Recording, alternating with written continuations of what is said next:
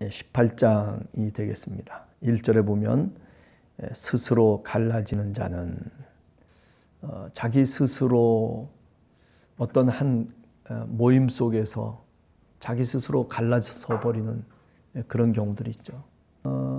자기 마음속에 어쩌면은 자괴감도 있고 또는 열등감도 있고 또는 나름대로의 어떤 컴플렉스가 있을런지는 모르지만은 그러나 자기 스스로 그렇게 자꾸 어떤 한 모임에서부터 떨어져 나가려고 하는.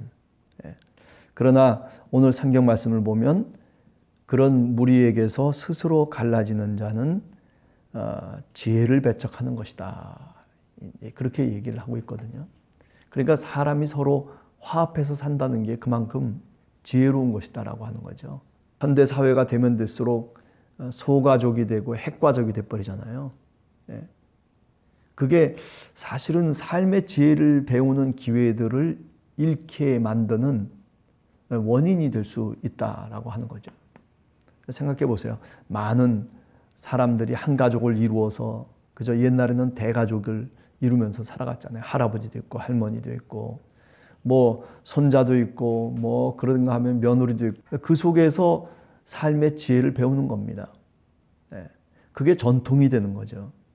그 전통이 사실은 사회의 버팀목이 돼주거든요.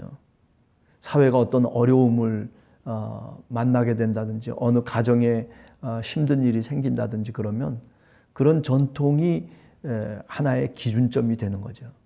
그래서 흔들리지 않게 만든단 말이에요.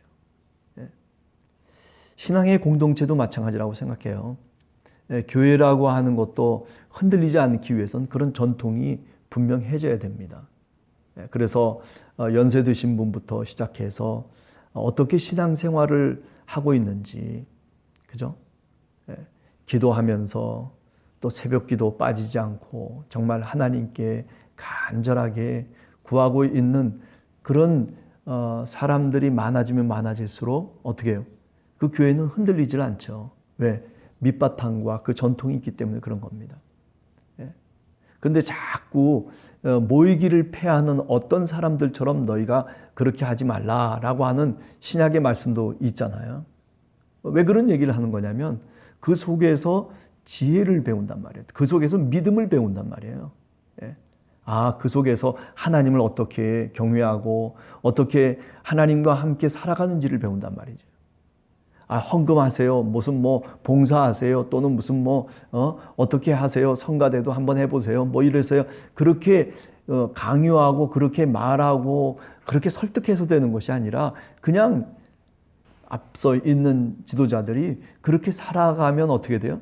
그러면 뒤에 오는 사람들이 그렇게 하는 줄로 생각한단 말이죠. 그런데 앞서 있는 사람들이 그런 생활을 못하면 그러면 뒤에 있는 사람들은 보나마나 뻔한 얘기죠. 우리가 데살로니가 전서를 읽어보면 데살로니가 교회의 어떤 믿음의 본을 앞선 지도자들이 사실은 보이거든요. 그래서 바울이 없을 때에도 바울이 도망쳐가지고 저 아테네로 피신가 있는 상황 속에서도 오히려 그 교회가 더 흥왕했어요. 바울은 염려해가지고 디모데를 보내잖아요. 그래서 디모데를 데살로니가에 보내가지고 어떻게 됐는지 그 사람들은 정말 믿음 생활을 잘하고 있는지 또는 어떤 생활을 하고 있는지를 알아갖고 오라고 그렇게 디모데에게 보냈는데 오히려 디모데는 와가지고 하는 얘기가 기뻐하십시오. 기쁜 소식을 갖고 와요. 우리가 없는 사이에 더 교회가 든든하게 서갔다라고 얘기해요. 그게 왜 그러냐면 신앙을 앞서서 하고 있는 사람들이 믿음의 본을 보였기 때문에 그래요. 그래서 데살로니가 전서에서는 이미타치오 크리스티라고 하는 그리스도를 본받아서라고 하는 말이 거기 나옵니다. 또 이미타치오 파울리, 바울을 본받아서. 그러니까 다 사실은 신앙을 우리가 어떻게 해야 되느냐라고 하는 거는요, 간단한 얘기예요. 성경 말씀을 많이 알아야 된다, 지식이 많아야 된다가 아니라 신앙에 앞선 사람들이 모범을 보이면 되는 거예요. 정직하게 살고 그리고 하나님 말씀대로 살려고 하고 그리고 말씀 붙잡고 살고 기도하고 예배에 충성 다하고 그죠? 봉사하고 뭐 하나님 앞에 봉헌하고 이런 것들을 앞에서 잘 해주면은 그러면 어떻게 돼요? 그러면 뒤에 있는 사람들이 저절로 따라서 하는 거예요. 네.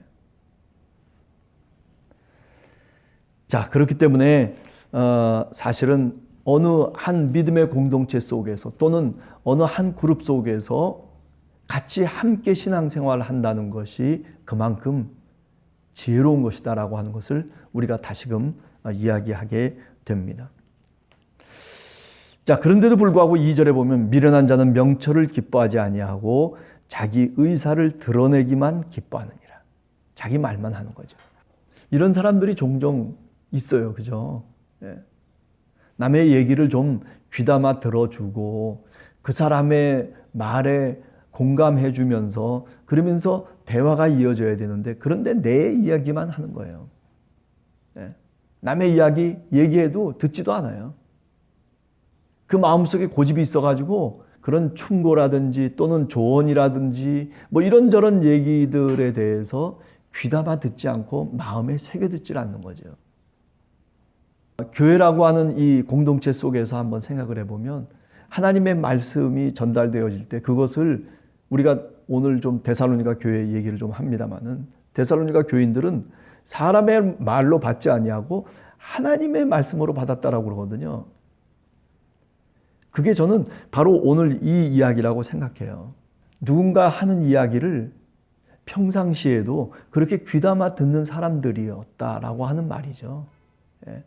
자기 고집만 피우고 내 의견만 얘기하고 내 주장만 얘기하고 하는 그런 데서부터 탈피해서 그렇죠? 다른 사람이 말이 틀렸다 손치더라도 그래도 내가 공감해 주는 거예요. 아, 그렇군요. 아, 정말 힘드셨겠습니다. 아, 정말 가슴이 아팠겠네요.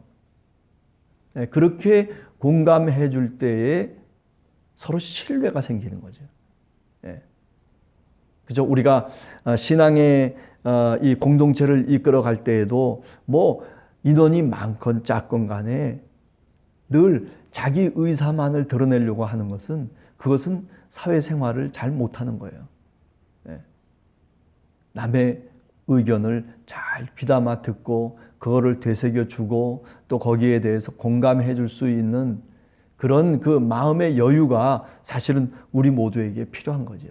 특별히 신앙인이라면 더욱더 그렇습니다. 하나님 말씀 붙잡고 어려울 때는 기도하고 그리고 남과 기도를 공유하고 서로 기도의 제목을 나누고 그잖아요. 밴드라고 하는 게 뭐 다른 거 있겠습니까? 가끔 기도의 제목도 한번 써보고 그죠? 오늘 이 코로나 시대 속에서 우리가 배운 게 뭡니까? 그런 것들을 통해서 우리가 서로 공유할 수 있는 거죠. 네. 4절에 보면 명철한 사람의 입의 말은 깊은 물과 같다. 그래서 지혜의 샘은 솟구쳐 흘러서 뭐처럼 되느냐면 냇가처럼 된다. 이렇게 되는 거예요. 하나님을 깊이 사랑하고 그죠? 인생에 대해서 뭔가 깊이 해답을 갖고 있는 그런 사람들을 만나서 그래서 대화를 나누는 것이 훨씬 더 유익하죠. 네. 그래서 그런 사람의 입의 말은 깊은 물과 같다라고 얘기하는 거죠. 그래서 예수 그리스도께서 우리가 잘 알듯이 요한복음 6장에 보면 그죠? 예수님이 자기 자신을 가리켜서 마르지 않고 솟아나는 뭐와 같다? 영생의 샘물과 같다. 그렇게 말씀하시거든요. 그래서 그 물을 마시라고 돈 없이 값 없이 나와서 마시라고.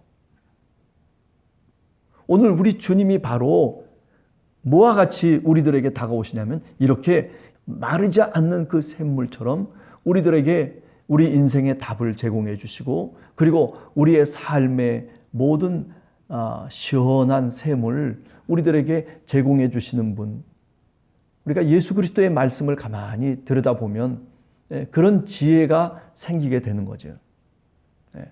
그래서 어떻게 됩니까? 샘이 내를 이루고 그리고 내가 강을 이루는 거죠. 그렇죠? 자, 그 다음에 8절에 보면 남의 말하기를 좋아하는 자의 말은 별식과 같아서 뱃속 깊은 데로 내려가느니라. 이 헐뜯는 것을 의미하는 겁니다. 남을 헐뜯는 것. 네. 여러분 될 수 있으면은요, 남을 헐뜯는 얘기를 할 필요가 없어요. 일평생 칭찬하면서 남을 격려하면서 용기를 주면서 남을 위로하면서 살아가기도 힘든데 뭐 때문에 그렇게 다른 사람을 헛들으면서 살아갑니까? 말만 나오면 사람 헐뜯고, 여기 오늘 얘기하는 것처럼 그렇게 헐뜯는 거를 좋아하는 사람은 꼭 우리가 들을 때 그게 별식과 같다는 거야. 맛있게 느껴진다는 거야. 그렇다고 서로 맞장구 쳐주고 그럴 수 있겠죠. 그러나 그게 결국은 자기를 파멸로 이끈다라고 하는 거죠. 자꾸 헐뜯는 거죠. 그게 나중에는 버릇이 돼버려요. 예. 그거 참 버릇 고치기도 힘들잖아요, 사실은요. 그게 습관이 돼버리면요, 사람이 정신이 말하자면 망가지는 거예요. 그래서 14절에 보면 뭐라고 얘기해요? 사람의 심령은 그의 병을 능히 이기려니와 심령이 상하면 누가 일으켜주겠느냐라고 하는 얘기죠. 예. 사람이 심령이 상해져 버리면, 심령이 무너지면요, 정신이 무너져 버리면요, 육체적인 건강도 무너져 버리는 거예요. 누가 이렇게 세워줄 수가 없어요. 예. 내가 어떤 생각에 사로잡혀가지고 그래가지고 그냥 그 생각 속에서 근심하고 걱정하고 또 그러다가 또 뭐 자기 혼자서 어떻게 문제를 풀어보려고 하고 이렇게 저렇게 하면서 그러면서 실족당하는 거예요. 그렇기 때문에 교회 속에 나와서 같이 함께 교제도 하고 성경 말씀도 배우고 그리고 예배도 드리면서 서로가 서로의 사정을 공유하는 거죠. 그래서 기도하는 거예요. 여러분 무슨 같이 말해주고 하는 게 중요한 게 아니라 나를 위해서 기도해 줄 수 있는 사람이 있어야 되는 거예요. 내가 무슨 문제를 꼭 얘기하지 않아도 기도해 주는 거예요. 교회라고 하는 데가 그런 데 아니겠어요? 꼭 저 사람이 나한테 어떤 사정을 얘기했기 때문에 내가 기도해 주는 겁니까? 아니죠. 내가 기도할 때마다 무릎을 꿇고 그 사람을 생각해요. 그리고 그 사람을 위해서 하나님이 함께 해주시기를 기도하는 거 아니겠어요? 사람의 심령이 무너져 버리면요, 해결할 수 있는 방법이 없어요. 믿음의 사람이 믿음을 잃어버리면요, 해결할 수 있는 방법이 없어요. 교회 다니는 사람이 교회를 나가버리면요, 해결할 수 있는 방법이 없어요. 그래도 끝까지 하나님을 붙잡고 어떤 문제가 있어도 어떤 어려움이 있어도 그래도 믿음 속에서 그것을 해결하려고 하는 그런 간절한 마음이 있어야 되는 거죠. 그게 신앙입니다.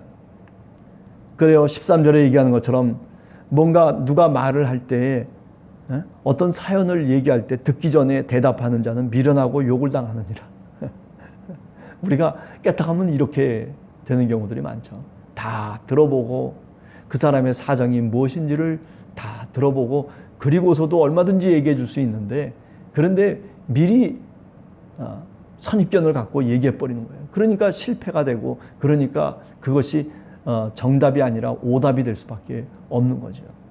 예. 그렇죠?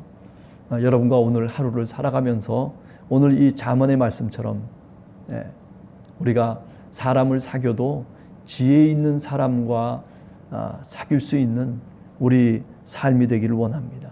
자기 스스로 어떤 무리 속에서 그저 갈라서서 나는 똑똑하고 나는 내 주장대로 내 뜻대로 살고 있다고 그렇게 할 것이 아니라 같이 어울리는 삶을 사는 그런 지혜의 사람이 되시기를 간절히 원합니다. 같이 기도하겠습니다.